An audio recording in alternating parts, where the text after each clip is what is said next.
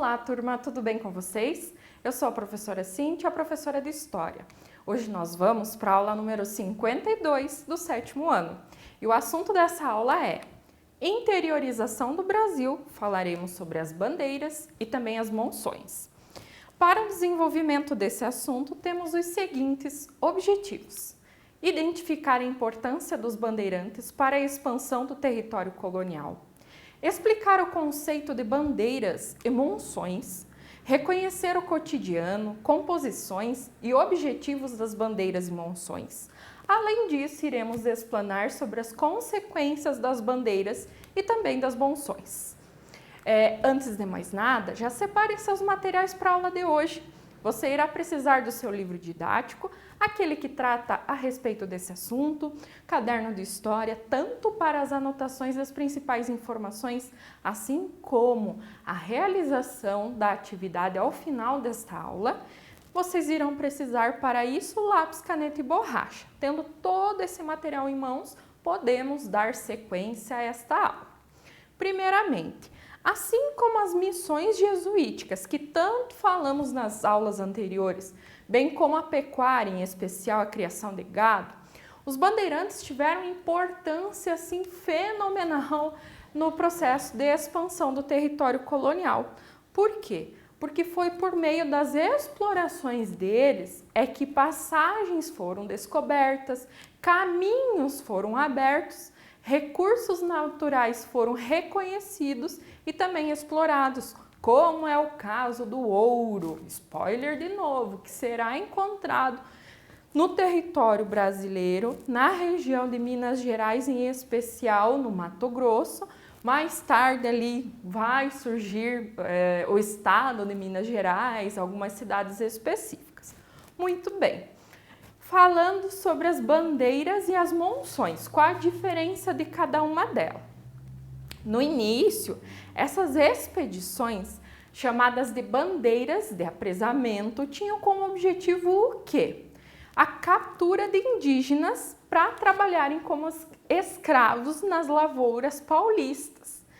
Muitos nativos acabaram sendo mortos nos conflitos com os bandeirantes, em decorrência dessas árduas condições que lhes eram impostas.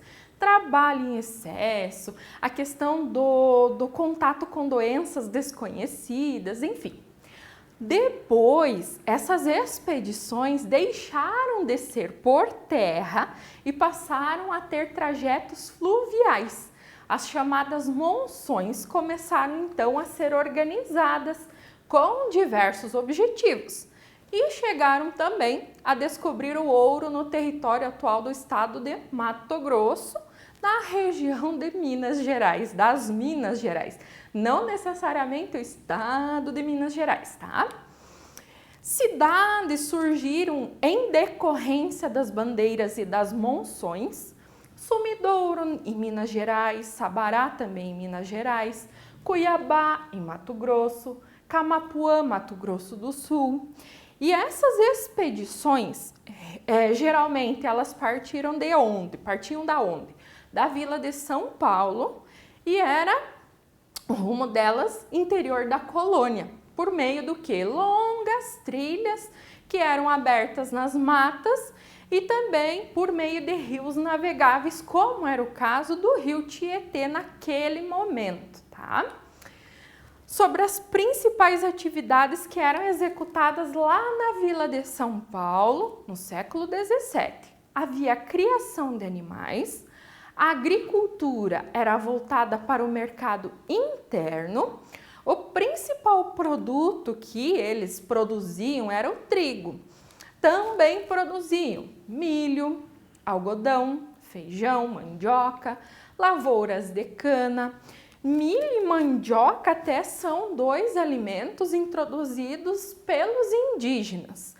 A questão do trabalho era quase todo executado por indígenas escravizados, embora tinha essa questão do impasse junto aos jesuítas, que não viam com bons olhos a escravização dos indígenas.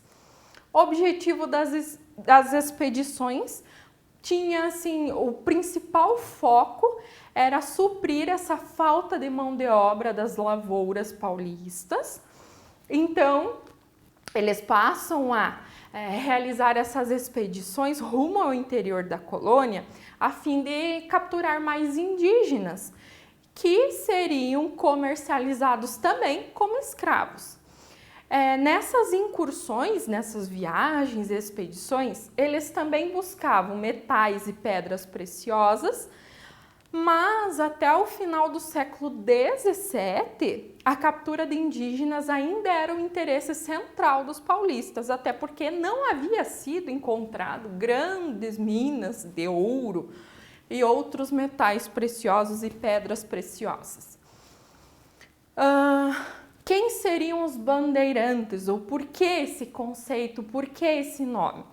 Os colonos, eles seguiam um costume que era dos indígenas tupi.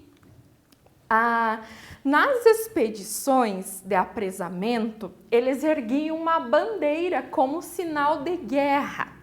Então, desta forma, os integrantes, quem fazia parte dessas expedições, passaram a ser chamados de bandeirantes.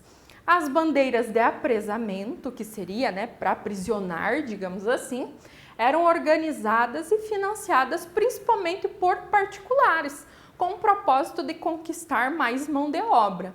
Mas elas também obtiveram recursos da coroa portuguesa, com o intuito do quê? Reconhecer território, conquistar mais território dentro da América Portuguesa, perpassando o Tratado de Tordesilhas, reconhecendo mesmo o território. Sobre a composição das bandeiras, a quantidade poderia variar de algumas dezenas até milhares de homens. Geralmente era composto por quem? Indígenas escravizados, liderados por descendentes de portugueses ou também mestiços, filhos de colonos e filhos de indígenas também. Os bandeirantes, eles carregavam mantimentos que era para durar por meses, só que as condições dessas viagens, dessas expedições eram precárias. Eles abriam clareiras nas matas para o cultivo de roças, para ir mantendo-se, E ainda complementavam a alimentação com a caça, a pesca e também coleta de vegetais nos territórios por onde iam passando. O principal alvo das bandeiras ainda era a questão das missões jesuíticas, onde havia uma grande concentração de nativos. Destruir uma missão jesuítica era conquistar muita mão de obra, muitos indígenas.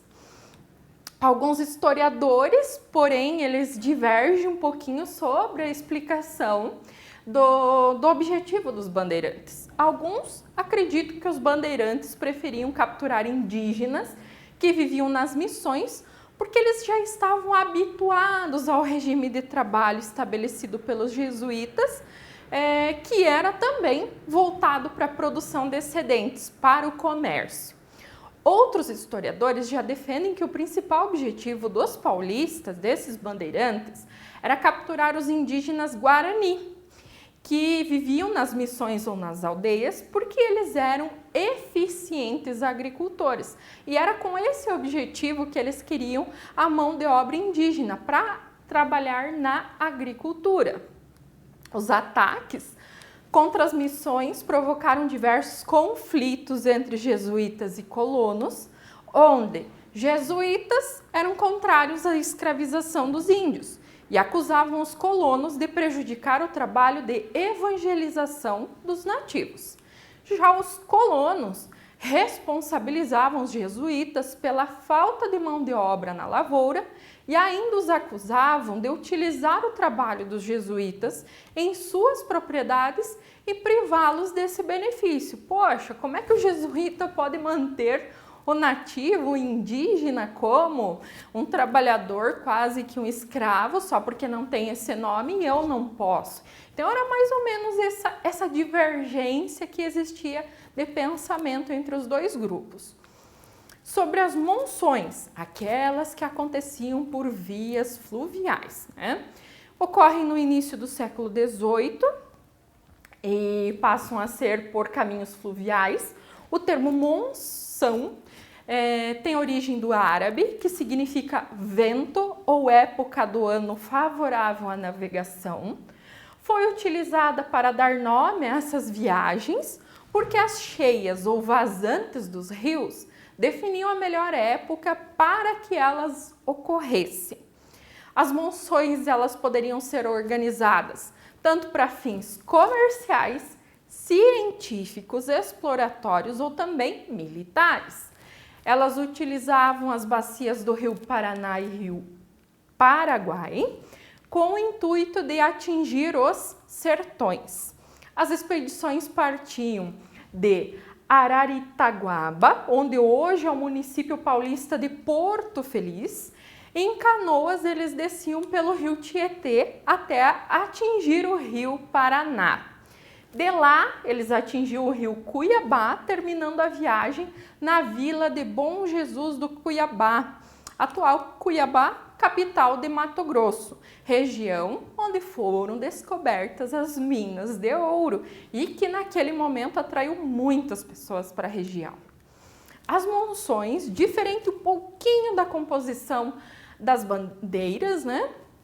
Elas reuniam de 300 a 400 canoas, eles transportavam mantimentos, artigos de luxo, armas, munições, tecidos, instrumentos agrícolas e escravizados africanos, os quais eram vendidos em pequenos núcleos urbanos, nos povoados e nas vilas do interior. Na viagem de volta, já essas embarcações, essas canoas, elas traziam ouro e também peles. Quais seriam as principais consequências das bandeiras e monções? Elas contribuíram para o aparecimento de pousadas ao longo do caminho, locais que serviam tanto para descanso, mas também para o abastecimento de exploradores paulistas. Com isto surgem as cidades ao longo desse trajeto e assim por diante. Na próxima aula, nós estudaremos sobre esse processo de interiorização do Brasil, mas identificaremos assim quais foram os conhecimentos indígenas que foram assimilados pelos bandeirantes. E também dei destaque a alguns bandeirantes importantes dentro da história do Brasil.